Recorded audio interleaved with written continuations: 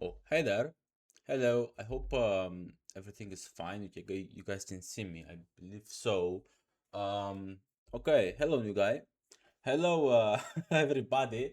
Welcome to a new video after so freaking long. I forgot how much time has passed. But basically, if you go here to my channel, basically, 109 views for some reason. And yeah, I watched myself watching the history of Europe. Yes, I know I'm stupid. Okay, listen. Has been 2 months. Let's do this again. I don't know much about the history of Egypt. I wanna summarize. I re-summarized Egypt, history of Egypt. So let's do it. Creative like. And yeah, if you guys want me to do more, please just comment. That's all I want. I don't want your likes. Don't want your subscriptions. Just comment. Okay, that makes me happy. Anyways, let's see what this is about. Okay, let's make sure that I can hear good. Okay, let's do this. His Highness, King of the South and North, Ptolemy the Fifth. Oh, Yeah, he was reading something about King Ptolemy, but hold on. Let me see something here at the options, and then font size. Let's do it like 75. There we go. Okay. hey, didn't see you there. I was just doing some light reading. Well, Yeah. timing actually, because after Napoleon stumbled onto this giant multilingual rock while on campaign in 1799, the Egyptian Yeah. hieroglyphs were first translated from the matching Greek inscription exactly 200 years ago in 1822. Ooh. Our ability to read the language opened the floodgates to modern Egyptology, and an archaeological discovery of that magnitude was only matched by Howard Carter finding the exquisitely preserved tomb of King Tut in 1922. But beyond the surface level aesthetics of fancy pictures, mummies, and giant D4s in the middle of the desert, what's really the story of ancient Egypt? Well, in celebration of Egyptology's double centennials, let's do some history. Now, before all this shiny modern scholarship, ancient observers had written plenty of accounts, but despite the best attempts of Herodotus' Histories and Manetho's Egyptica, these were outside perspectives on ancient Egypt. Even the name comes from Greek, Aegyptos, whereas the original name is Kemet. Let me rephrase that. It's called Egyptos. That's the correct tonation of the word, because we have the tonos in Greek. It's called tonos, the tone. We have like a tone here in I. That's why we have like two tones. I know Greek. The Greeks also have like three different eyes, I think, or like four. Actually, four different eyes, or even five. They're stupid. I mean, different tones of like used on I alone. So yeah, it's called Egyptos. And this is an E basically. It's red E, Egyptos. And Kemet for what? To Egypt. Even the name comes from Greek, Aegyptos, whereas the original name is Kemet, referring to the fertile black soil along the banks of the Nile. Okay, so the Egyptians called the area here Kemet. Interesting. Kind of like reminds me of like India calling itself Bharat, or I think I'm like I'm making a mistake. Or Beirut. I forgot how the Indians called themselves. How they called the nation. As with the name, so too was all of ancient Egyptian society defined by this one water source. The Nile's annual floods deposited new layers of silt. The Niles was very rich and very competitive along the nations, along the history. Everybody wanted to control Egypt, mainly because of the Nile. They didn't really want the whole desert around here. They just wanted the Nile, because it's so strategically important and so resourceful. On the surrounding land, which made Egyptian farms the most abundant and consistent in the entire ancient Near East. Once grown, crops could easily travel by ship, and whosoever had the biggest boat essentially had instant control of the entire river and the ability to govern everyone within line of sight of it. Which was everyone.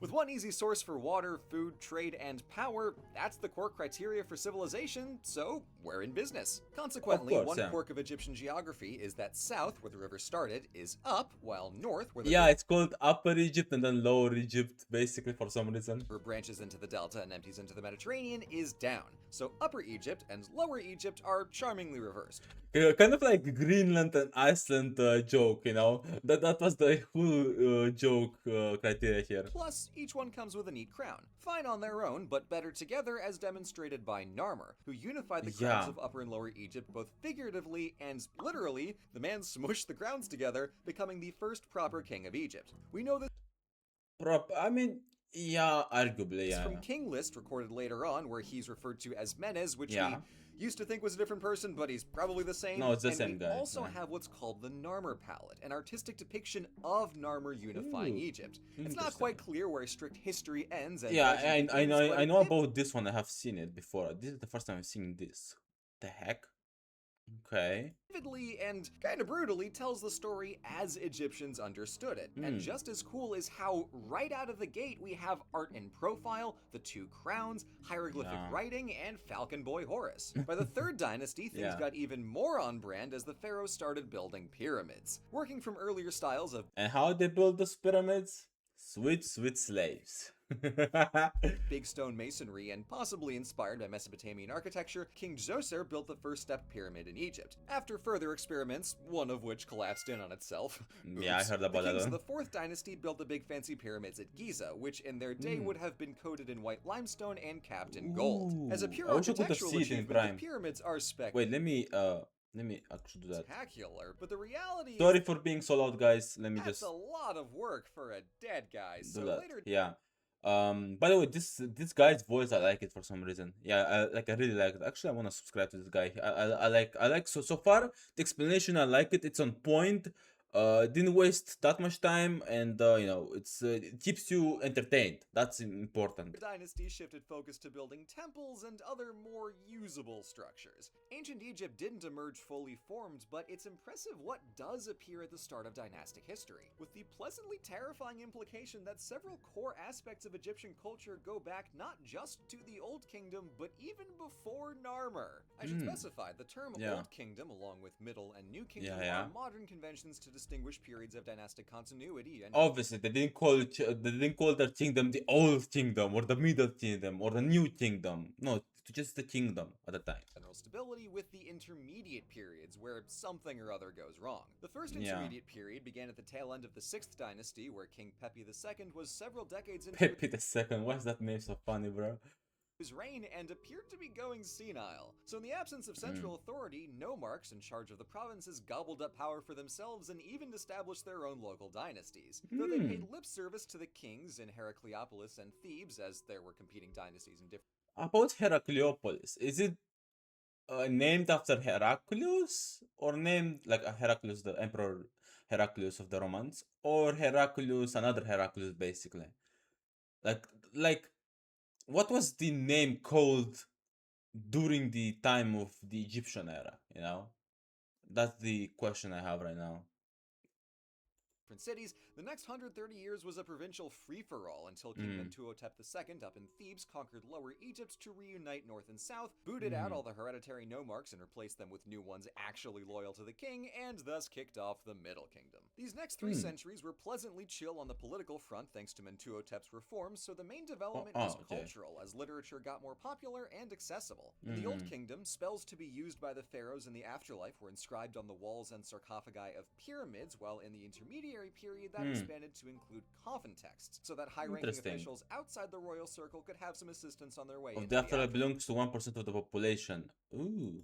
By the later Middle Kingdom, this slow democratization of the afterlife culminated in the Book of the Dead, a personalized dummy's guide to the underworld filled with spells and stories to be buried alongside an individual. This requires a fairly robust conception of the afterlife, otherwise we're just casting spells in the dark, so it's likely this literature developed in response to the growing cult of Osiris, the god of the dead. Beyond looking metaphorically down, Egypt also began looking outwards to their neighbors, as Senusret III conquered south along the Nile into Nubia while building trade relations with Mesopotamia.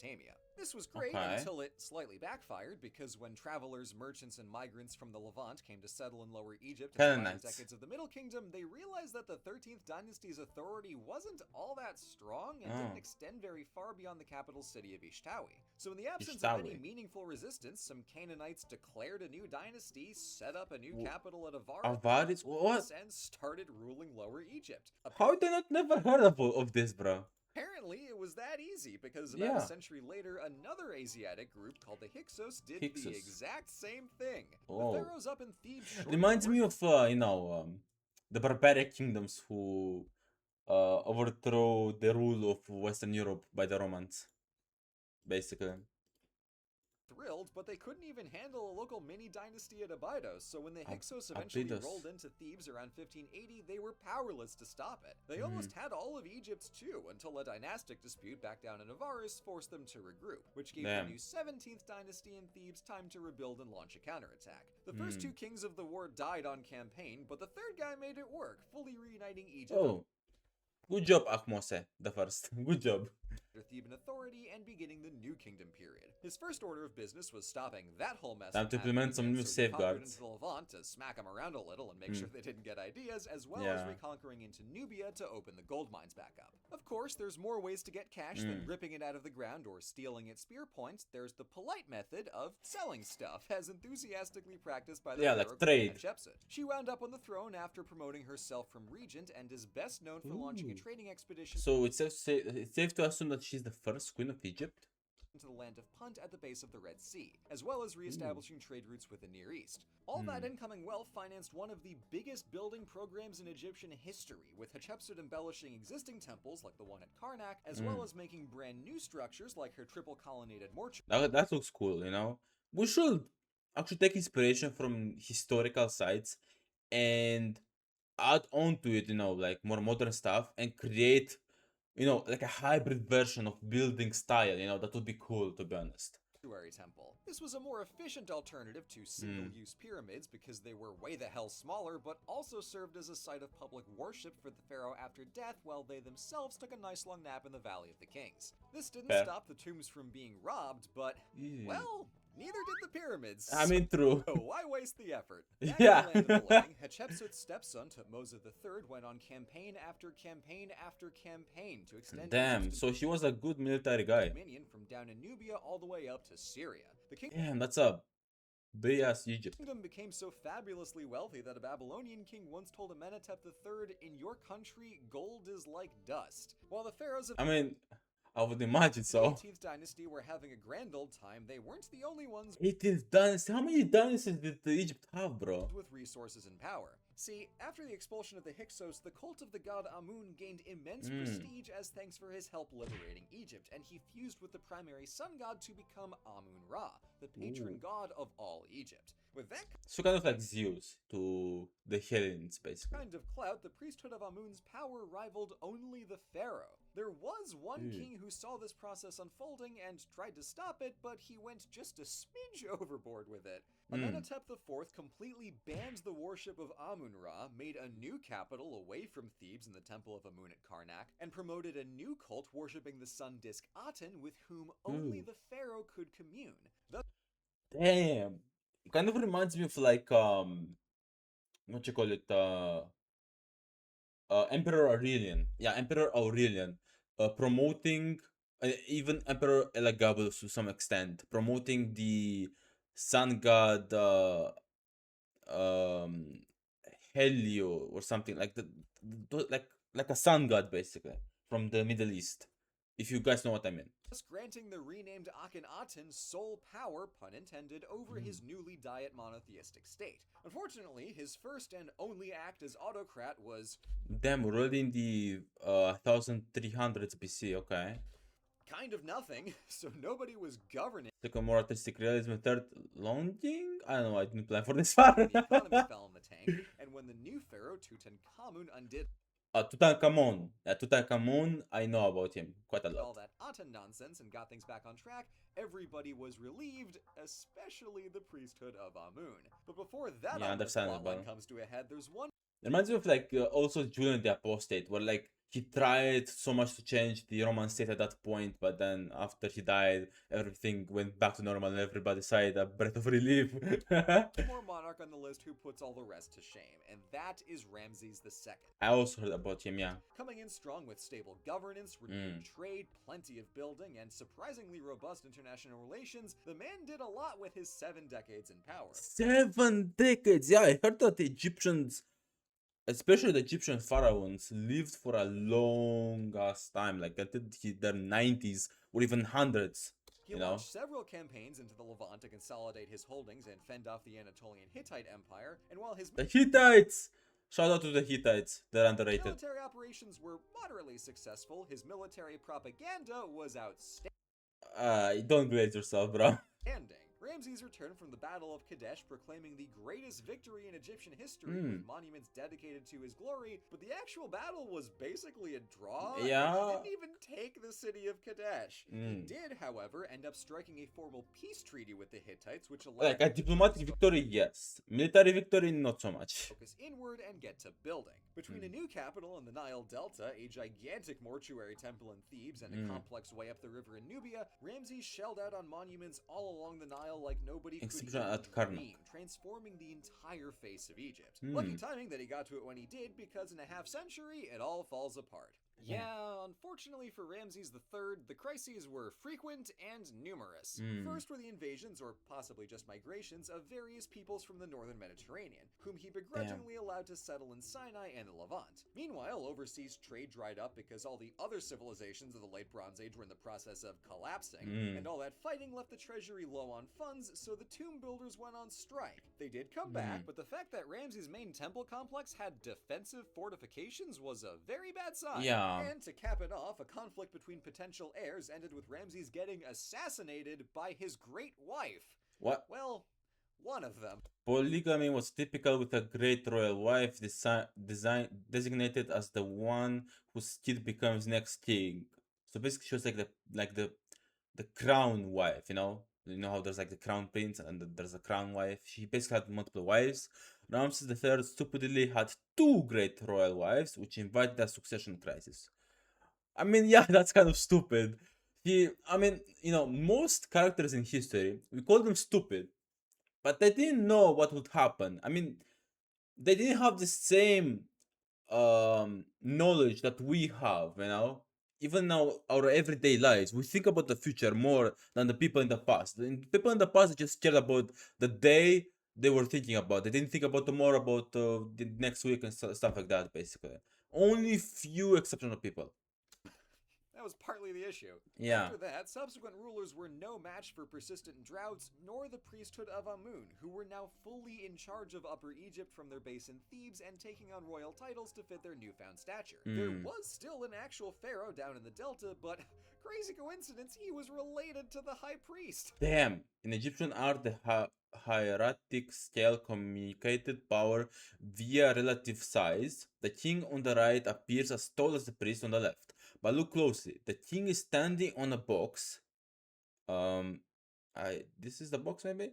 In order to be level with the priest. The king is no longer in charge. So silly! The breakdown of central authority in the Third Intermediate Period wasn't that bad of a time on its own, but it left Egypt wide open to foreign rule, as Libyans who settled in the Delta and central... Bro, the Libyans? I never heard about them. I mean, yeah, country of Libya today, but like, ancient Libyans? What culture were they, of course? Prior wound up ruling for 2.5 dynasties. The kingdom intermittently came together before falling back apart, and this tempting opportunity caught the eye of the Nubians from the kingdom of Kush. On paper... Oh! Shout out to Kush. Apart, and this tempting opportunity caught the eye of the Nubians... Shout out to the Nubians. The kingdom of Kush. Shout out Kush, shout out. On paper, once again not great, because after King Kashta installed his daughter as chief priestess of Amun, his son King Pi conquered the whole of Egypt and established a new dynasty of Kushite rulers. Thing is, these guys had a long relationship with Egypt and actually really admired their civilization, so although Egypt was ruled by foreigners, they governed well, built more pyramids, and preserved the culture, amounting to probably the best century Egypt has had since the New Kingdom. Unfortunately, other conquerors were on the way, as when the Assyrian Empire marched out from Mesopotamia into the Nile Delta in the 660s BC to sack Memphis and Thebes before installing a puppet dynasty and calling it a day. The Kushites withdrew back to their homeland up the river, leaving Egypt to figure itself out. Despite some success in resisting Assyrian influence, Egypt would remain at the mercy of forces far beyond their control. Later that century, when will the Babylonians and later the Persians the Assyrians got conquered by the Babylonians. Oh. Who became the threat du jour, but then they got yoinked by the Achaemenid Persian Empire.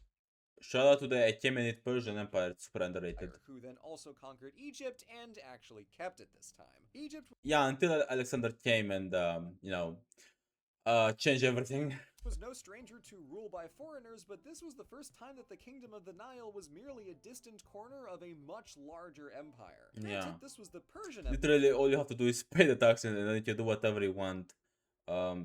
We're an empire, not monsters. Yeah. empire, so they were actually cool with Egyptian culture, but it's the principle of the thing, you know? So naturally, Yeah. Egyptians tried their hand at breaking free, and with help from Greek mercenaries, they snuck in a little half-century of independence. Persia Ooh. did eventually come back, but they wouldn't stay for long, because Alexander, the Macedonian twink, came on in to build an even bigger empire. Yep. But he died, like, Unfortunately. really fast. So Yeah, he died like, I forgot, 33 years old maybe. Yeah, she died like at 33, really, really young to be honest, without like you know, legal heir. He may have had like a son, Alexander the Fourth, maybe, but even so, he was super young. He also had maybe even other sons.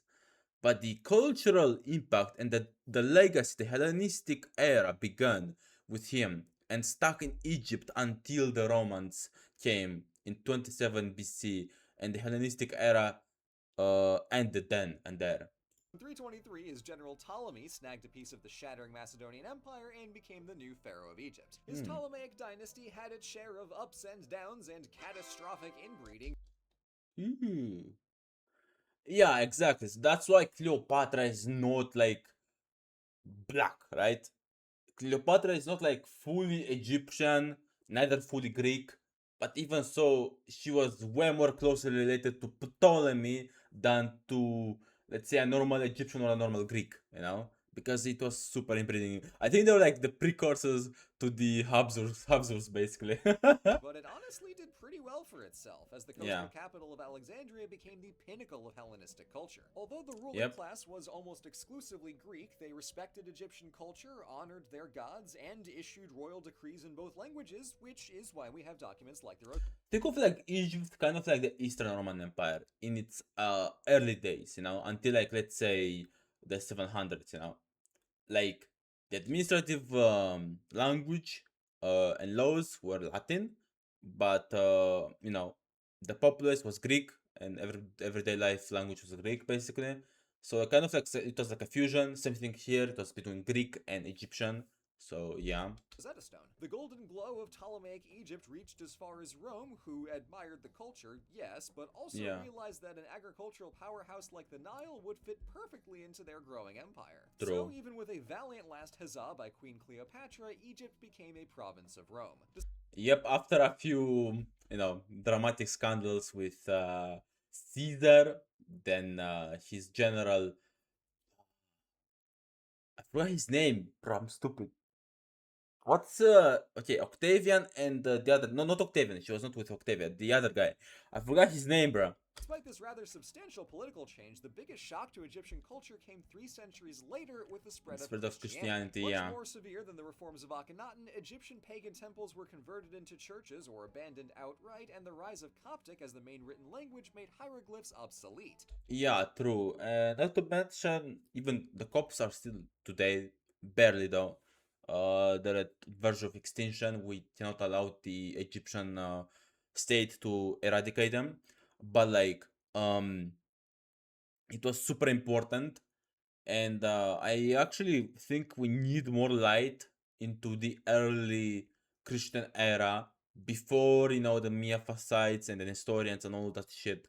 We need to know like more info about how Egypt was handled, you know, during the late Roman antiquity era, you know. More than 2 centuries before the Muslim conquest in 641, the Egypt of the pharaohs was gone, conquered not by a man, but a god.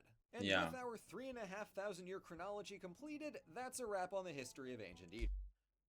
Yeah. Also, okay, I'm gonna tell this later. It's astounding that even with dynasties worth of growth and change and turmoil, the core of that culture held steady and their civilization always came back stronger. That's Still, true. despite the mountains of evidence we found with modern archaeology, there's a fundamental mysteriousness to all that grandeur that somehow makes it even more fascinating. Exactly. As That's the why I'm so fascinated and interested in more it. we learn, the more we want to learn. Yeah. Ugh, stupid learning. Be interesting. I tell you, this whole thing is just one big pyramid scheme. Bro, imagine if we live in a simulation inside a pyramid.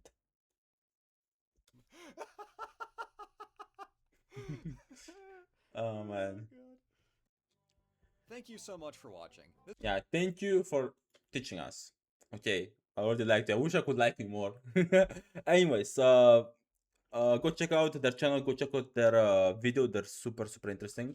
And I see that they have like a lot of playlists. Like if I go here and then go to playlists, like you can go see all the playlists. And I believe there's like a second person making videos on the channel, like this person over here, besides this person. So I should check them out some other time as well. But in this playlist, Asian Mediterranean history, which I'm most interested about. I really want to like learn about what's this? Gliding the Nile, Cleopatra. We might check those videos out some other time as well.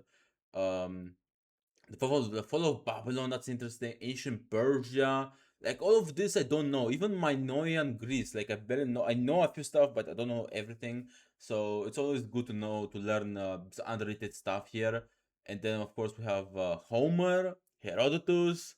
Um, what's here? Sparta. We need to see what's up. Okay, Greece too. What the hell? Naxos. What's there's like everything here. Ooh, the Roman Empire history. Maybe I should check it out. Who knows? Maybe it's gonna be interesting. The Byzantine Empire. Ooh, okay. Anna Komnena. Okay, what the heck is this? Okay, I gotta check this out. Anyways, this guy is. I like him. I like him a lot. I might check it out later in the future. But yeah, my name is Chetty, and I think I'll see you guys next time. I forgot something. Oh yeah. Please tell me in the comments if you want to react to anything you want. I'll just react to it, whatever it is. Even if it's not about history, don't worry about it. I'll try my best to like do improve my content as I go on. And yeah. Well, this is it. Have a nice day and see you guys next time. Bye bye.